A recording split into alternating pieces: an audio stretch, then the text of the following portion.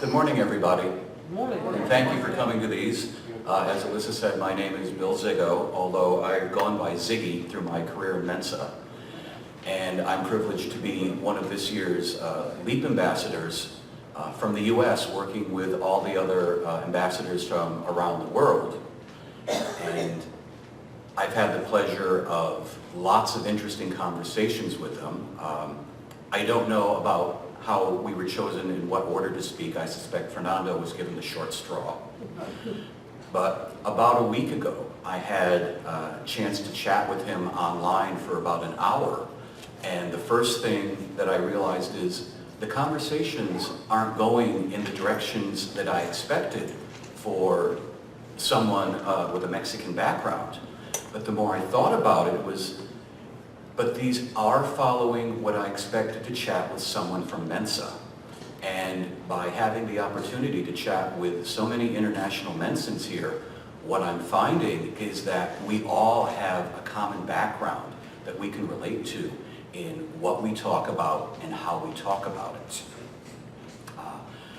Fernando first learned about Mensa before Mensa Mexico existed. Had it existed, he could have qualified as a young Mensa. As such, he's been in Mensa Mexico for only about 3 years, but he's been very active in recruiting new members. And when he applied for LEAP, he talked about the procedures that he was using to get people interested in joining. And in the process of doing that, he learned some interesting things about the people that were taking the test. And that has produced what we're going to be hearing about today, the emotional intelligence, because that is distinct from the IQ that we think about of getting into Mensa, but it's also something that I think we can all relate to. So it's my pleasure to introduce to you Fernando Villafuerte.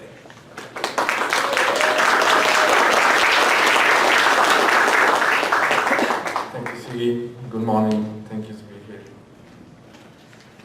As Siggy said, I create a platform to attract mensans because I wanted to be together.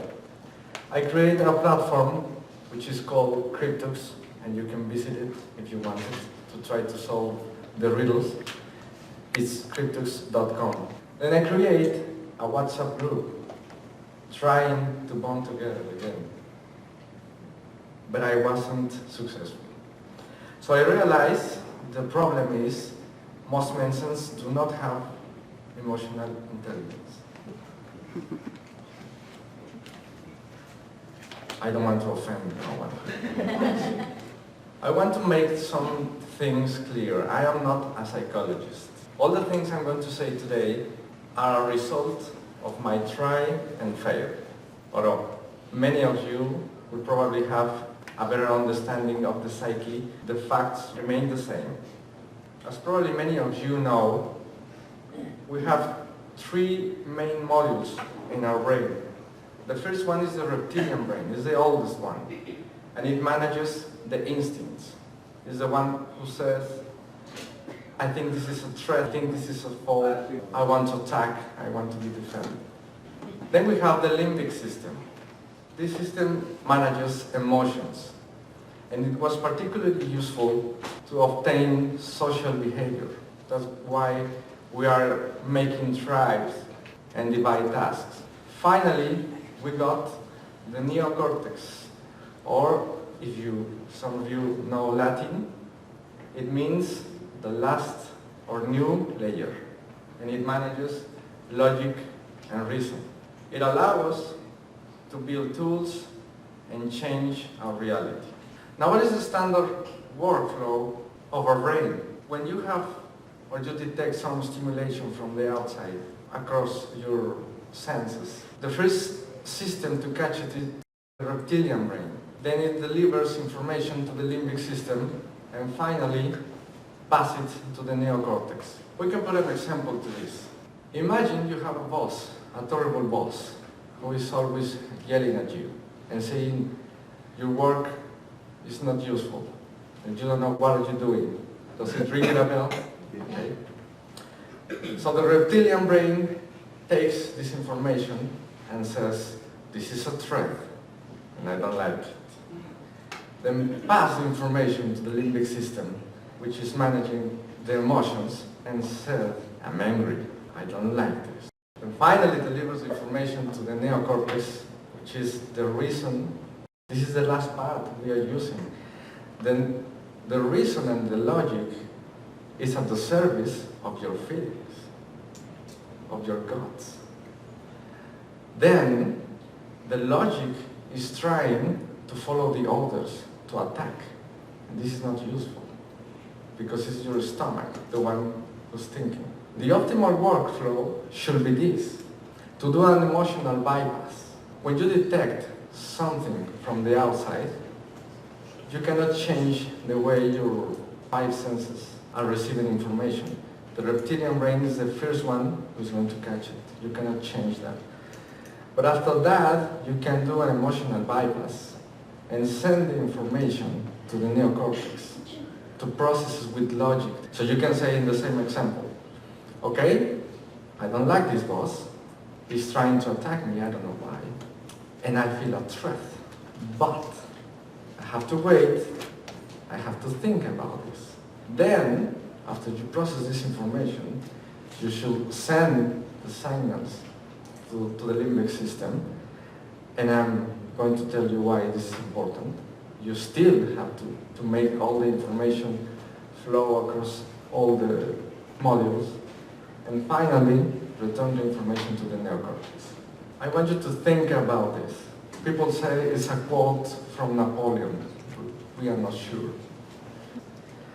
This is to cool down your brain. So, in the example I told you, you could receive the insult and make a halt. Stop. Go home. Think about the consequences. Not because of them, but because of you. Because it's convenient to you. What could be happen? You could lose your job because the neocortex will think in ways to hurt your boss. It's going to be looking for mistakes, and probably you are going to say, oh really? I don't know what I'm doing? Well, you did this, and this, and this, and this. And probably the neocortex part is going to think, I want to be harder, so I'm going to say it in front of all the office. Because it's trying to follow the orders of the limbic system. So my advice is to wait, to go home, think about the consequences, and then return. But it's important to return this information from the neocortex to the limbic system.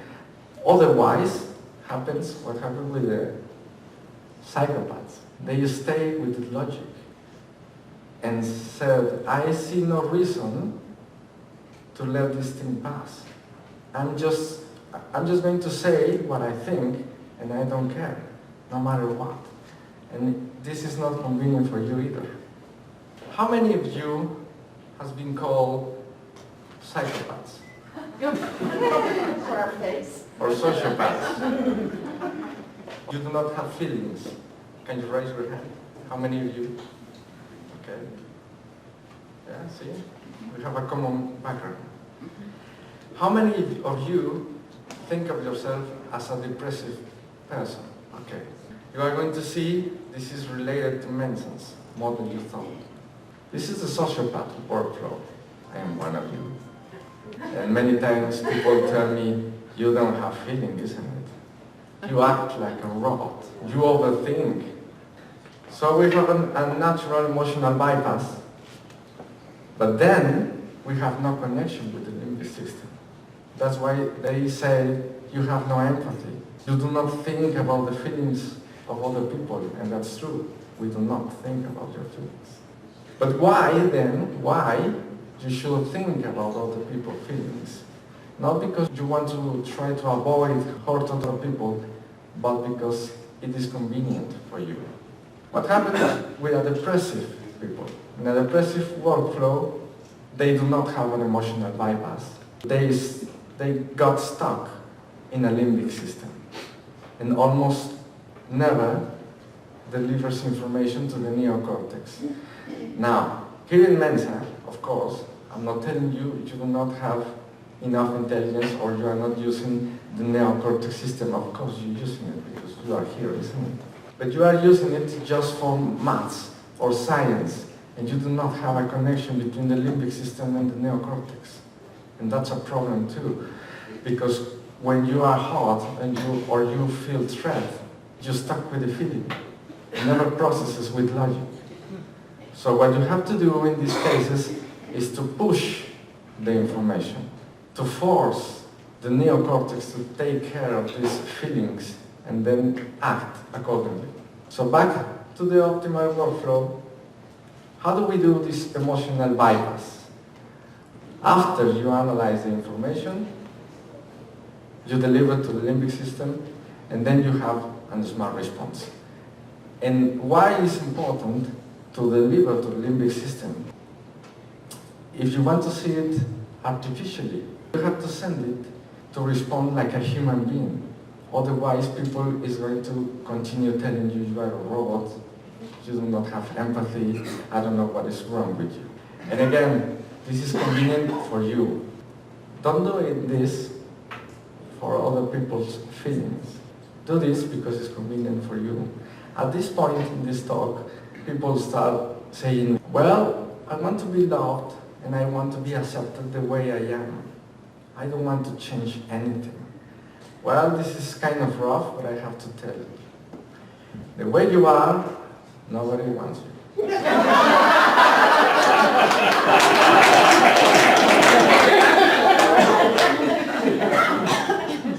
You keep destroying relationships, you keep losing your job, you are still without friends. So if you are okay with that, fine. Do not change anything. But if you want to achieve things are important to you, like family, like friends, like a job, like build an enterprise, change something. Perhaps you went to a psychologist. Perhaps you are doing some meditation. If it's not working, why don't you try this? It's a cold method, I know. It's kind of cynic, but it could work for you. The steps are very short and easy to remember, but I know they are very hard to do.